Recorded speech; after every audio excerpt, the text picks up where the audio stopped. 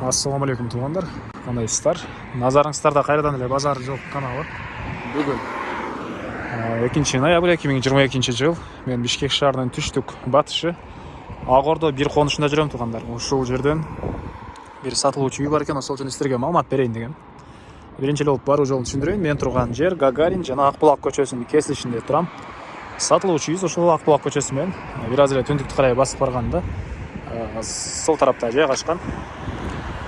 Дареге Акбулак 152 даректе болуп калат. Ушул Гагаринден 150-200 метрдей аралыкта турган. Анан бул жерге чейин көптөгөн маршруткалар келет жана Бишкек шаарынын бурч-бурчтарына силер көптөгөн маршруткалар менен кенен барсаңыздар болот тугандар. Жакын жерде бир аз эле көрүнүп турган светофор мага көрүнүп турат, силерге көрүнүп атабы, көрүнбөдү? Ошол светофорго жетсеңиздер, жанында Tagay би Гагарин көчөсүнүн кесилишинде мектеп бар тугандар. Мечиттер деле ошол жакта да бар. Бир аз батышка карай барсаңыздар, бул жерде Хадия мечити да жакын жерде жайгашкан. Мына ушундай. Ак Ордо бир өзү Бишкек шаарынын Ленин районуна караштуу, шаарга караштуу болуп калат тугандар. Аны да айта кетейин. Анда эмесе мен сатылуучуга карай жол алдым. Сиздер лайктан басып, өз оюңуздарды комментарийге жазып туруңуздар. Күн сайын Бишкек шаарынан сатылуучу үйлөрдөн көрөм десеңиздер, подписаться баскычын басып кетиңиздер тугандар. Мынакей тугандар, келүү жолун түшүндүргөнчө бүгүнкү чыгышта сатылуучу үйгө да жетип келип калдым. Бул үйүбүздүн көчө тарабы. Жана айткандай эле Гагарин көчөсүнөн 150-200 метрдей аралыкта жайгашкан. Көрүп турганыңыздардай көчө тараптан песка блок менен забор кылынып, көрүп турганыңыздардай ворот орнотулган. Жалпысынан жердин аянты 4 соток тугандар. Документтер боюнча кызыл китеп, техпаспорт баары бар экен. Түштүк чек арабыз, мынакей кызыл забор бүткөн жерден башталат. Түндүк чек арабыз бул кошунанын воротасына чейин болуп калат экен. Жалпысынан 4 соток. Көрүп турганыңыздардай природный газдар бул жака чейин келген. Центральный канализация бар тугандар. Отопление, паровое отопление, газовый котел менен иштейт экен. Анан мектеп боюнча айтсак, жана видео башында айткандай эле мектебибиз бул жерде 1 километр аралыкта жайгашкан. Жөө кенен барып келсеңиздер болот. Tagay би Гагарин көчөсүнүн кесилишинде болуп калат. Андан ары окей. Көчө тарабы садиктер, частный садиктер, гос садиктер баары бар дейт тугандар. Бул короосу окей. 200 квадрат метр болгон үйүбүз толук түрдө кирпич менен бүтүрүлгөн. Биринчи этажынан, экинчи этажы газовый шлакоблок, газошлакоблок экен тугандар. Газошлакоблок. Сейсмопояс колонналары куюлган тугандар. Биринчи этаж менен экинчи этаждын ортосунда монолит куюлган. Алды тарабы көрүп турганыңыздардай брусчатка, кенен 3 машина баткандай жер.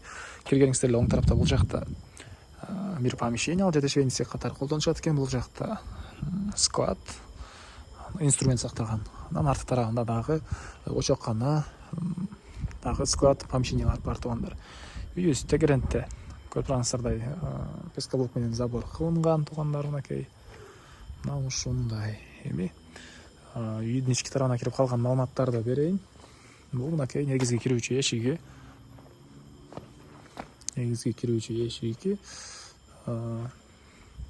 Бул жерден түзүлө кирсек, прихожка. Окей. Прихожкабыз полу кафель. Анан ушул жерден түзөтсөк, бул жакта андай холл тийиси ушундай бөлмө жайгашкан. Бул жерден биз калган бөлмөлөргө өтүп кетип алат экенбиз. Оң тарапка бурулсак, бул жакта кухня жайгашкан. Окей. Ички тараптан раковина орнотулуп, суу чыгарылып тур. Түндүк тараптан пластик терезе орнотулган, дуалдары. Көрүп турганыңыздардай, эмне болуп калды экен ошондо. Обой эмес экен, кыскасы мына ушундай дуалдары. Бул жагы шпаклевка, пол ламинат. Көрүп турганыңыздардай кухня мебелдер орнотулган, газдар киргизилген тугандар, отопление батареялары ар бир бөлмөдө бар. Үйүбүз жылуу. Андан ары кире эле сол тарапка кайрылсак, бул жакта зал жайгашкан. Окей.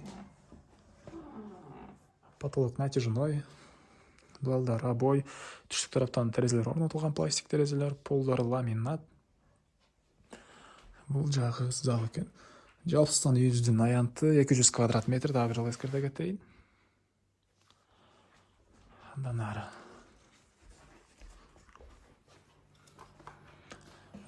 кирип эле оң тарапка кайрылсаңыздар, бул жакта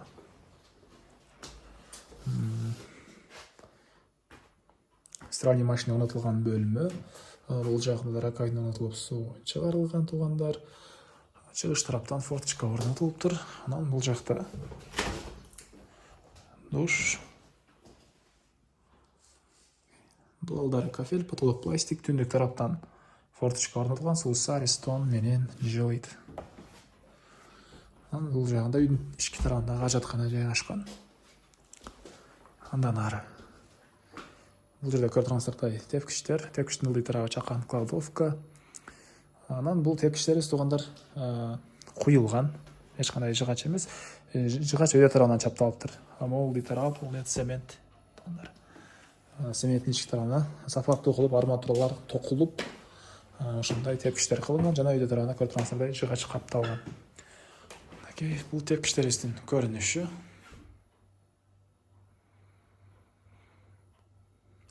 Андан ары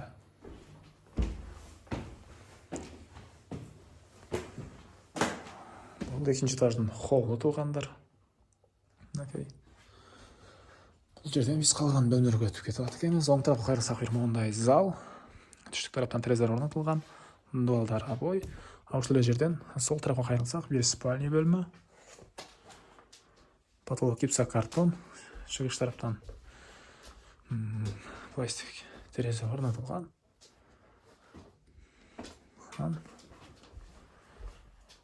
Кайра эле бул жакка чыгып, сол тарапка бурулсак, бул жерде дагы бир спальня бөлмө. Түндүк тарабынан терезе орнотулган туугандар. Бул ламинат, дугалдар обой, отоплениянын батареялары ар бир бөлмөдө бар экен. Эми андан ары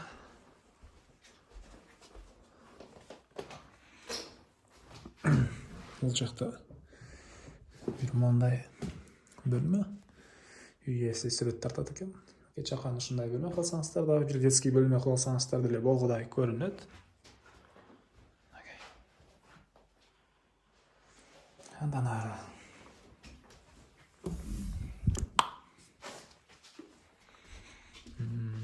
бул жакта балкон туугандар. Жакта балкон жайгашкан. Кенен потолок гипсокартон, дуалдары декор.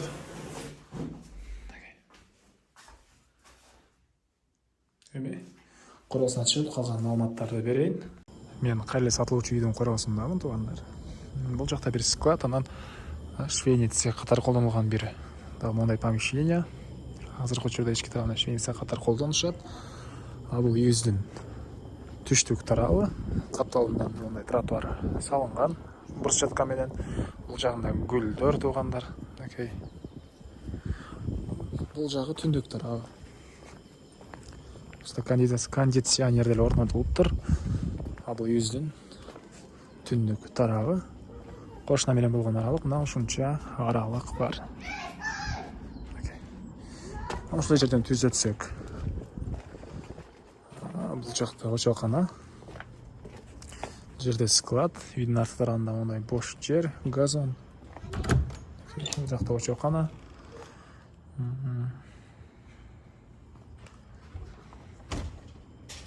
Бул жакта склад. Үйүбүздүн батыш тараптан көрүнүшү туугандар. Бул жакта үйдүн тышкы тарабында ажаткана деле бар экен. Эмне маалымат калды? Айтылган бир эле баасы калды окшойт. Бул үйүбүздүн баасы $130,000 сурап атыптыр үй ээлери. Анан дагы сүйлөшүү болот. Ээсинин номери экранда, ээси тел деп жазылып турат туугандар. Звонок кылып сүйлөшүп көрүңүздөр, сүйлөшүү болот. Анан достор менен, группалар менен бул видеону сиздер бөлүшсөңүздөр, мага үй ээсине жана кимдир бирөө ушул сыяктуу үй издеген болсо, ошол адамга чоң жардам берген болосуздар. Анда эмесе мен сиздер менен коштошом. Кийинки чыгарышка чейин туугандар, саламатта калыңыздар.